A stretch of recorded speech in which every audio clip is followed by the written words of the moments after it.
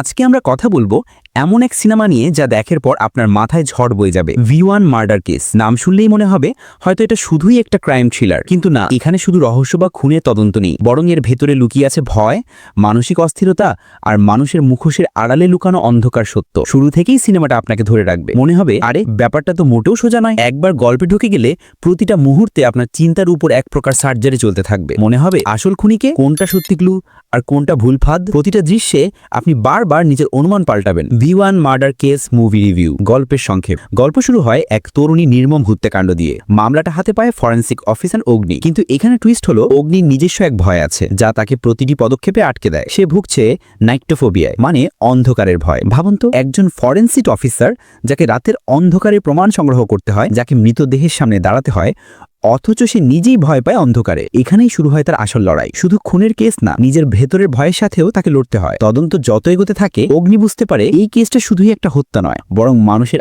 আসল মুখোশ খোলার খেলা, সমাজের, সম্পর্কের আর সবচেয়ে বড় কথা নিজের অতীতের মুখোমুখি হতে হয় তাকে। চরিত্রের অভিনয়। রাম অরুণ কাস্ট্রো অগ্নি চরিত্রে, তার অভিনয় সত্যি আলাদা করে বলতেই হয়। একটা মানুষের ভেতরের ভীতি, আতঙ্ক, মানসিক দ্বন্দ্ব সবকিছু তিনি এমনভাবে প্রকাশ করেছেন যে দর্শক হিসেবে আপনি তার যন্ত্রণার ভেতরে ঢুকে পড়বেন। বিশেষ করে চোখে মুখে আতঙ্ক আর দোটানার ছাপ বারবার মনে দাগ কাটবে। বিষ্ণুপ্রিয়া পিল্লাই লুনা চরিত্রে, তিনি এখানে অগ্নি সহযাত্রী ছায়ার মতো পাশে থাকে। দুজনের কেমিস্ট্রি সিনেমাটাকে একটা আবেগী ভারসাম্য দিয়েছে। শুধু তদন্ত না, তাদের ব্যক্তিগত কথোপকথন গল্পকে এগিয়ে নিয়ে যায়। টেকনিক্যাল দিক। ক্যামেরার কাজ। সিনেমাটার সবচেয়ে শক্তিশালী দিক হলো সিনেমাটোগ্রাফি। বিশেষ করে ক্লোজ আপ শট আর অন্ধকার আলো খেলার মাধ্যমে যে সাসপেন্স তৈরি করা হয়েছে তা আপনাকে একেবারে সিটের ধারেই বসিয়ে রাখবে। 2. Background score. রাতের দৃশ্যে ব্যাকগ্রাউন্ড মিউজিক এমনভাবে ব্যবহার করা হয়েছে যে মনে হবে আপনার চারপাশে সত্যি কিছু একটা ঘটতে চলেছে। সেই টেনশন আপনার মাথায় গেঁথে যাবে। 3.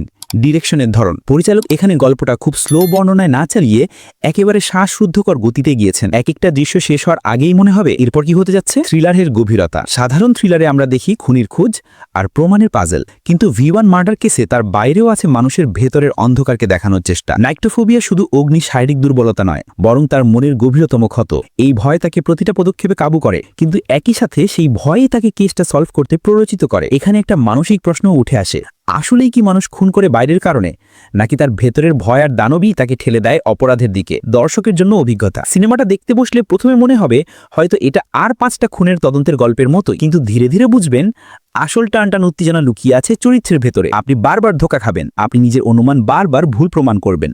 আর সবচেয়ে বড় কথা, সিনেমা শেষ হওয়ার পরও মাথায় ঘুরতে থাকবে আসলে খুনি কে ছিল। যদি আপনি ধ্রুবঙ্গল পাতিনাড়ু বা রাক্ষসন বা ফরেন্সিক সিনেমা দেখে থাকেন, তবে বুঝবেন V1 মার্ডার কেস আলাদা কাতারে দাঁড় করানো যায়। এখানে শুধু প্লট টুইস্ট নয়, বরং মানবিক ভীতি আর সাইকোলজিক্যাল দিকও সমান গুরুত্ব পেয়েছে। শেষ কথা, যারা থ্রিলারে শুধু খুনের রহস্য নয়, বরং মানুষের ভেতরের ভয়, অন্ধকার আর মানসিক দ্বন্দ্ব দেখতে ভালোবাসেন, তাদের জন্য V1 মার্ডার কেস একেবারে মাস্ট ওয়াচ।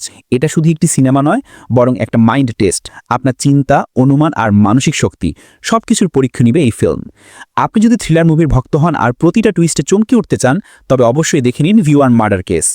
আর এমন দুর্দান্ত সিনেমার আপডেট পেতে সাবস্ক্রাইব করুন আমাদের YouTube channel the world of movies.